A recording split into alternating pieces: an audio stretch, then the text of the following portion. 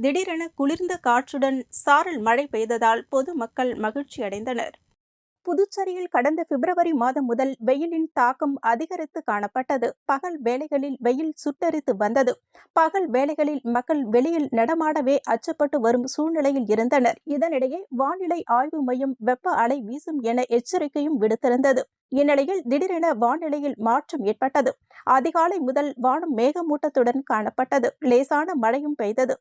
குறிப்பாக கடற்கரை சாலை, உப்பளம், முத்தியால்பேட்டை பேருந்து நிலையம், காமராஜர் நகர் உள்ளிட்ட நகர பகுதிகளிலும், தவளக்குப்பம், அரியங்குப்பம், நல்லவாடு, பாகூர், வில்லியனூர், மதகடிப்பட்டு உள்ளிட்ட கிராமப்புற பகுதிகளிலும் மேகமூட்டத்துடன் சாரல் மழை பெய்தது. இதனால் வெப்பம் தணிந்து குளிர்ச்சியான சூழல் நிலவியது. இது புதுச்சேரி மக்களிடையே மகிழ்ச்சியினை ஏற்படுத்தியுள்ளது. இதனிடையே பூமத்திய ரேகையினை ஒட்டி வடகிழக்கு இந்திய பெருங்கடல், தென்மேற்கு வங்கக்கடல் பகுதிகளில் வளிமண்டல கீழடுக்கு சுழற்சி நிலை ஏற்பட்டுள்ளதால் தமிழகம், புதுச்சேரி கடலோர பகுதிகளில் மழை பெய்யும் என வானிலை ஆய்வு மையம் தெரிவித்துள்ளது. Orange alert. மேலும் சில மாவட்டங்களுக்கு ஆரஞ்ச் அலர்ட் விடுக்கப்பட்டுள்ளது.